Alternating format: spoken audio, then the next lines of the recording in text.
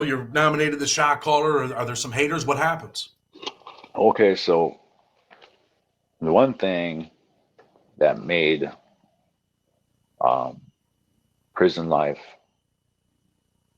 possible for us as a group, because as Native Americans, we're always outnumbered. No matter where we go, no matter what yard we go to, I've never been to a yard where there was more than 25, 30 of us at a time.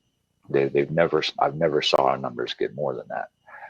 And, easily any other car aside from us is going to double that, 2 to 1. If not triple, quadruple. Some of the cars on the yards, they got 300 deep. So the only way that we're able to coexist peacefully with respect is by having respect for ourselves, which means, we have to take care of our car. We got to clean it up. We got to make sure it's clean. We got to let it be known. This is how the Chiefs do business. This is how we get down. We know all that. And when you do that, the other races, they'll take notice and they'll treat you with respect. And so when there's an issue, two natives go to the shoe and we lose a cell and they put some, serranos in there or whatever, you guys get the cell back because they know, they respect you. They're not going to say, nah, fucking kick rocks. Too bad. And it happens. It does happen. But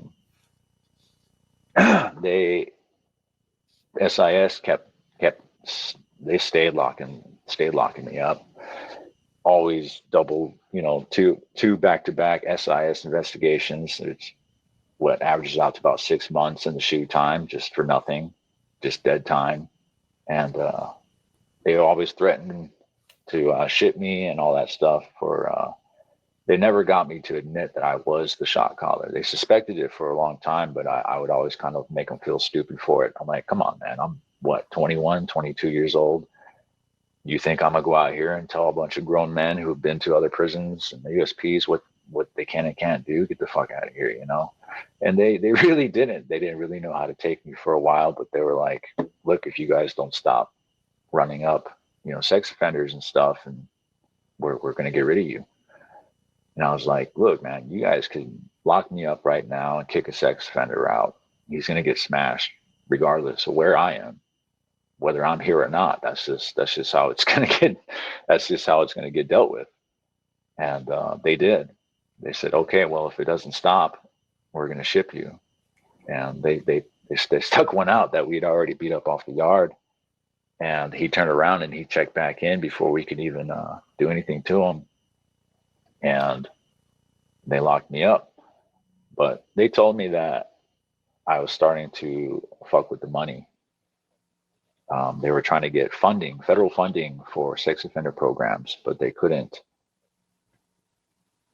Not when everyone's smashing sex offenders off the yard.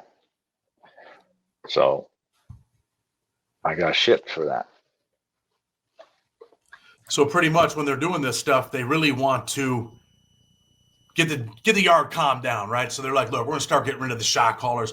So people know, people are watching the show. Some people don't understand. If an SO shows up on the yard and he's a Native American, you guys are handling your business. And what you mean by sending them up, sometimes they get punched in the face, they get beat up, they get kicked. They just got to leave the yard. They got to go to protective custody and try your luck at another prison. That's what that means, right? Yeah. Yep.